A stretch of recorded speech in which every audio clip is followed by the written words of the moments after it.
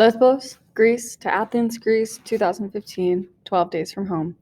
Mahmoud was in another tent city. The paved parking lot at the pier in Lesbos was full of the kinds of camping tents sold in sporting goods stores. Round top, single family tents of blue and green and white and yellow and red, all provided by Greek relief workers who knew the refugees had nowhere to stay while they waited for the ferry to Athens to come.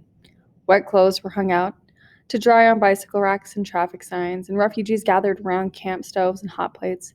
Should have been a lively place, full of songs and laughter like the Kilis refugee camp. But instead, a soft, mournful murmur of conversation hung over the tent city like a fog. Mahmoud wasn't surprised. His family felt exactly the same way. They all should have been excited to finally be in Greece, to be allowed to buy real tickets to travel on an actual ferry to mainland Europe. But too many of them had lost someone in the sea crossing to be happy. Mahmoud's mother had gone from tent to tent asking for Hannah. Mahmoud had helped. It was his fault she was gone after all. But no one on the dock had her, and no one had been on the dinghy that had taken her. Refugees came and went, but the tents remained, and Mahmoud's mother insisted they miss the next ferry to Athens so she could ask each new round of refugees for word of her daughter. But no one knew anything about her. Mahmoud felt as sick as he had on the dinghy. He couldn't look at his mother. She had to blame him for losing Hannah. He certainly blamed himself. He couldn't sleep at night. He kept picturing his sister's dinghy bursting on the rocks, Hannah falling into the water, none of them there to help her. Mahmoud's mother wanted to stay at the dock longer, Mahmoud's mother wanted to stay at the dock longer, didn't want to leave without knowing what happened to Hannah. But Dad told her they had to move on. There was no telling when the ferry line might suddenly decide to stop selling tickets to refugees, or when Greece might decide to send them all home. They had to keep moving or they would die. Hannah had to have gone ahead of them on the morning ferry they'd missed the first day. Or else. No one wanted to think about the or else. The huge Athens ferry arrived again that morning. It was the length of a soccer field and at least 5 stories tall. The bottom half of it painted blue. The Blue Star Ferries was written in big words on the side. A radar bar spun near the bridge, and antennas and satellite dishes sprouted from the roof. It looked like the pictures Mahmoud had seen of cruise ships. Its lifeboats alone were bigger than the dinghy they had left Turkey in. Mahmoud tried to get Walid interested in the big ship, to get him excited about their first trip on a boat that big. But his little brother didn't care. He didn't seem to care about anything. A big ramp at the back lowered, and refugees streamed on board the ferry. Mahmoud's mother wept as they climbed a ramp with other passengers. She kept looking back over her shoulder at the tent city, hoping, Mahmoud was sure, to catch a glimpse of someone carrying a baby who might be Hannah. But she never did. The inside of the ferry was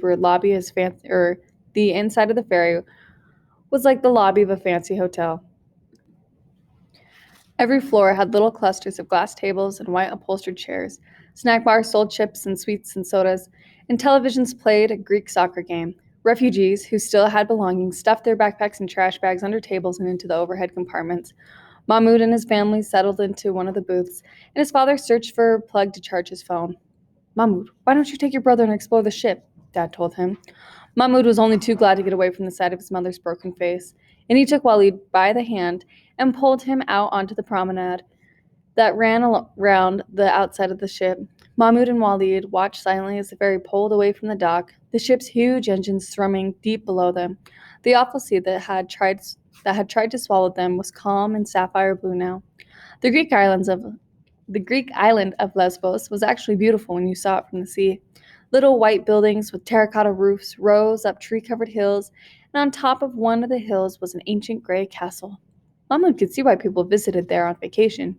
Besides the refugees, there were a number of tourists on board. Mahmoud could tell they weren't refugees because they wore clean clothes and used their phones for taking pictures instead of looking up overland routes from Athens to Macedonia. Another refugee had laid out a mat on the deck, and he was praying. In all the bustle of waiting in the line and getting on board, Mahmoud had lost track of what time it was, and he pulled his brother down with him to pray alongside the man.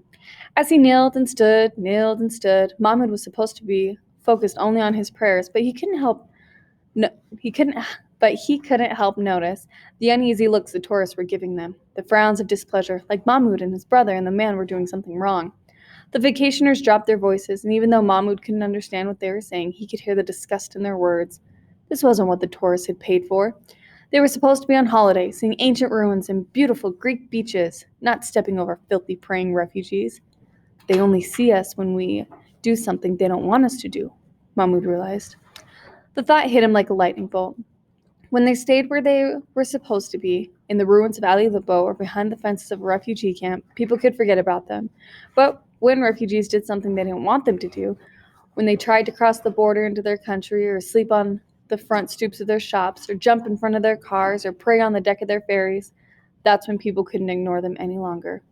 Mahmoud's first instinct was to disappear below decks, to be invisible. Being invisible in Syria had kept him alive. But now, Mahmoud began to wonder if invisible in Europe might be the death of him and his family.